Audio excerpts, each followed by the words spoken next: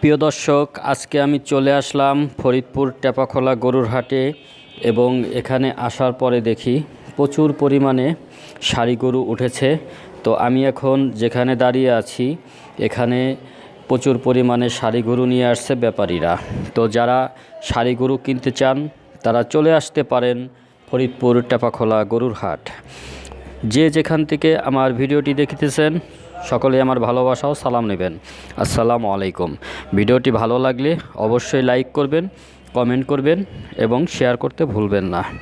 তো প্রিয় দর্শক, আজকে দেখেন এই যে পিছন থেকে একটা গরু কিন্তু আমাকে প্রায় গুঁতো দিয়ে সারছিল। তো যাই হোক, অল্পের জন্য কিন্তু আমি রক্ষা পেয়ে গেলাম। আর বিশেষ করে এই সারি গরুর গুলো অতিরিক্ত মাত্রায় দৌড়াদৌড়ি করে এবং গুতায়।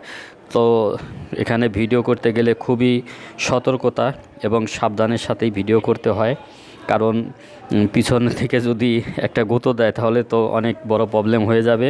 তো তারপরও আমি যেহেতু নিয়মিত টেপাখোলা গরুর হাটের ভিডিওগুলো আপনাদের মাঝে দেই, একটু রিস্ক নিয়েই তো করতে হয়। তো এই যে দেখেন আমার পিছনে একটা সুন্দর সারি গরু দেখা যাইতেছে এবং ব্যাপারীরা কিন্তু সারি গরুগুলো নিয়ে খুবই সুন্দরভাবে সাজিয়ে রাখছে।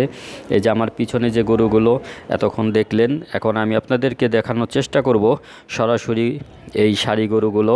এই গরুগুলো কিন্তু 1,30,000 40,000 টাকার মধ্যেই পাওয়া যায়। তো এই যে গরুটা দেখতেছেন এই গরুটার দামও কিন্তু 1,60,000 টাকা চাইতেছে। তবে দামাদামির মাধ্যমে কাস্টমাররা একটু কম বেশি করে কিনতে পারবে।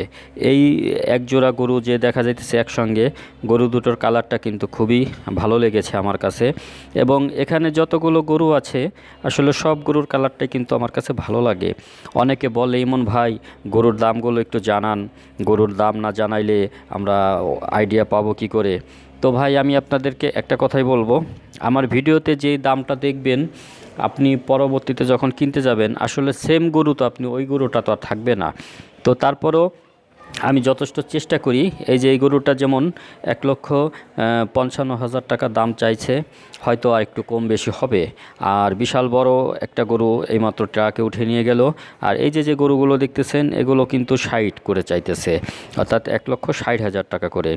তো এর মাংস মোটামুটি 5 থেকে 6 মণ হবে এবং গরুগুলো দেখতেও সুন্দর। তো আমি যে একই সাইজের গরুগুলো আমি আপনাদেরকে দেখানোর চেষ্টা করতেছি, কারণ এই যে দেখেন যে গরুগুলো কিন্তু বিক্রি হয়ে গেছে, এই গরুগুলো এখন ট্রাকে সাজাইতেছে, অর্থাৎ এগুলো কিন্তু ব্যাপারীরা কিনে নিয়ে গেছে। কারণ ব্যাপারীরা এগুলো এখন ট্রাকে উঠে বিভিন্ন জায়গায় নিয়ে যাবে বাংলাদেশের। যেহেতু ফরিদপুর জেলা, এই ফরিদপুর জেলা থেকে এখন চলে যাবে অন্য অন্য জেলায় বা ঢাকায়, রাজধানীতে এবং বিভিন্ন জায়গায় কিন্তু গরুগুলো এখান থেকে কিনে নিয়ে বিক্রি করে ব্যাপারীরা। তো আশা করি আমার